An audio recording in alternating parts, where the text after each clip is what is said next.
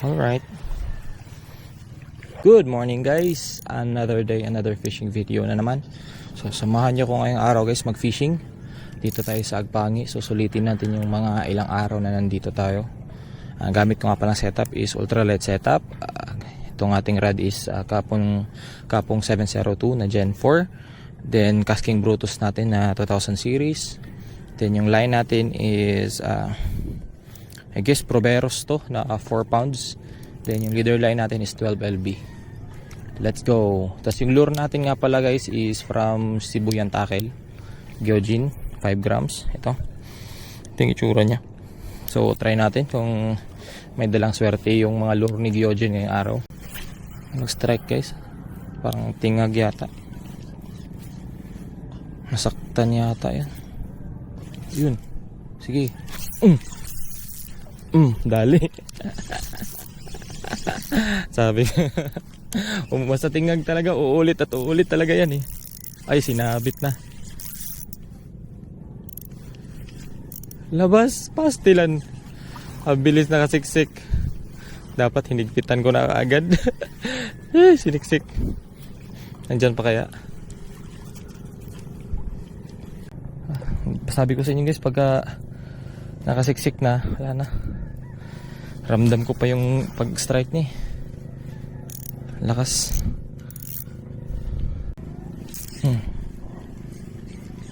Lakas ng mga lapu-lapu dito. Mga tingagers.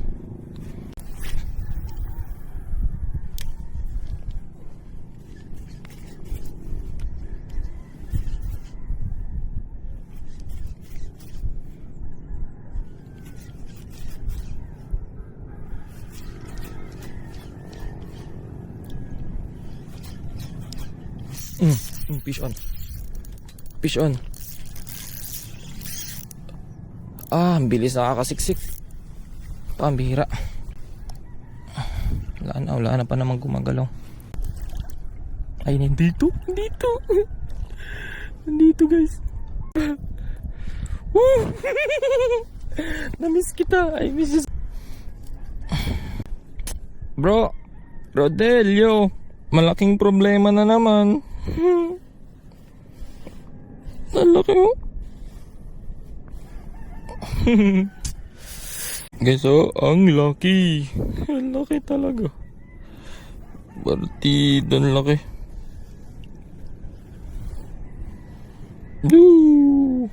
Kakagatin talaga nila yan. Walang pili yung mga lapo. Hindi na mamili yan ng lure. Basta meron lang. Kahit anong lure gamitin mo. Territorial fish kasi sila. Palutay na rin yan eh. Pababa na yung tubig. Kaya active sila. Ayun na. Strike na naman. Ay bumitaw. Hindi na sila hahabol. Kaya kailangan ulit-ulitin mo talaga hagisan. Tsaka 5 grams. Yun na. Sabi yun na yung sinasabi ko guys. Talo talaga yung natin. Tignan natin kung mababaw pa dyan. Yung sinasabi ko, naanuhan talaga. Mabilis, magaling talaga sila magsabit. Ito talaga yung sinasabi ko guys. Kapag natalo kayo ng isda, wala ng isda guys, sumabit. Why not? Gusto ko kasi makita yung mga strike nila. Masave sa camera. Mga good memories na strike. Strike. Fish on. Yun. Ay medyo maliit guys. Release to. Yan. Release kasi hindi malaki. Pero ito guys, nakakasabit tong mga ganito kalaki. Natatalo pa yung nito. Okay, bye bye. Huwag kang magsusumbo. Ito lang. Bakit kaya tayo lure? Kota naman na si Gyojin natin eh. Kumukota ka na par. Palitan kita muna.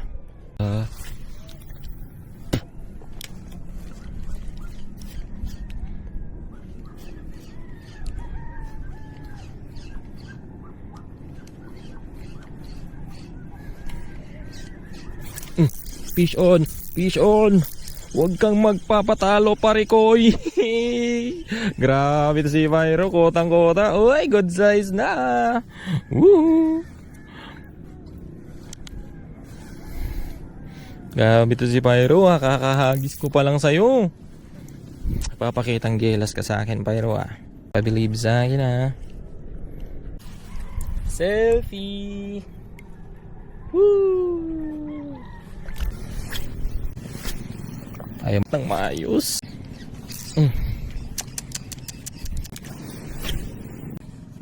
Mabul.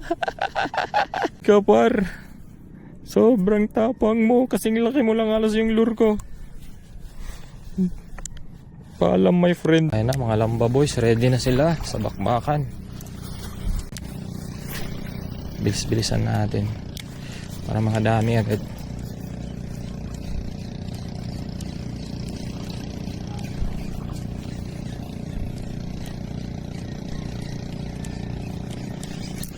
Fish on. Fish on. Lundag siya Ito guys, acceptable o hindi? 3 fingers target ko. Ano ba yan? Hindi siya naka 3 fingers. Pero pang scabici na to dito. Pero maawain kasi tayo, kaya release. Boom. Fish on. Good size na. Oh, good size na. 3 finger. Pwede na. Fish on tayo guys, fish on. Ano to? Ay, bugaong. Bugaong. Uy, laki na Laki bugaong na yan. Yes laki na Good size na.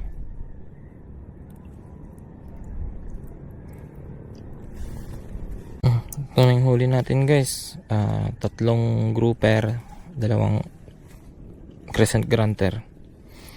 Fish on. Pangalawang honeycomb grouper natin, ang laki. Wow!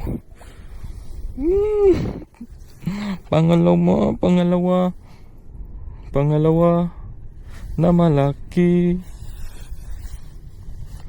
Look at this beauty guys, look at this beauty. Wow. Laki guys, grabe. Meron na din sa wakas. Tay, ba't nandiyan ka sa harap ko, tay? Sige na nga lang. Okay lang.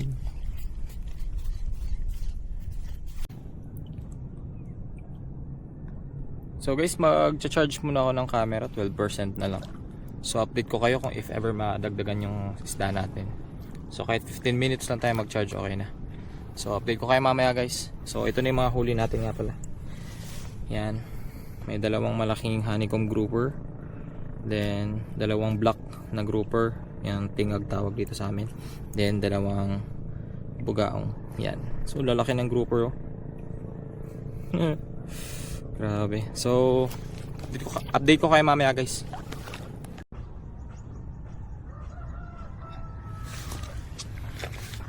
Yun guys, okay na, naka-charge na tayo. At update nga pala sa huli natin. Yan. Ang lalaki guys.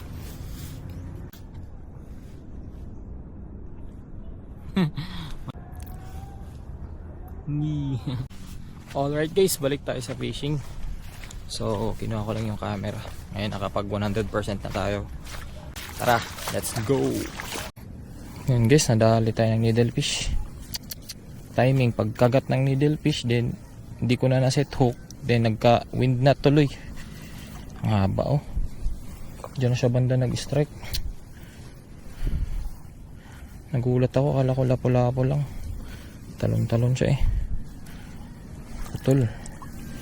Doon na putol banda sa nabuhol sa wind nut mismo.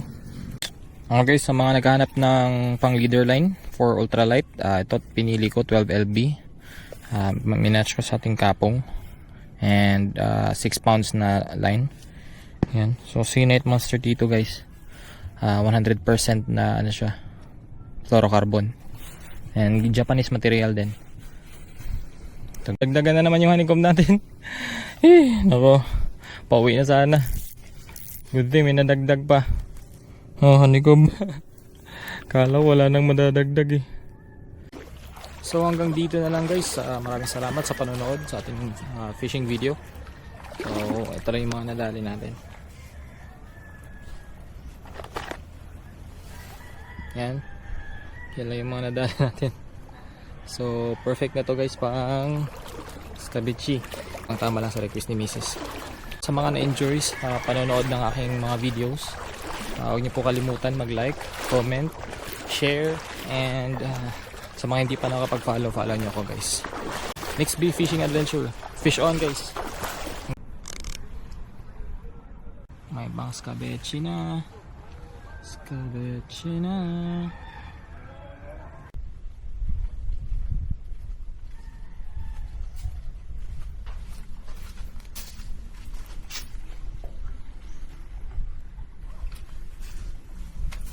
Let's go.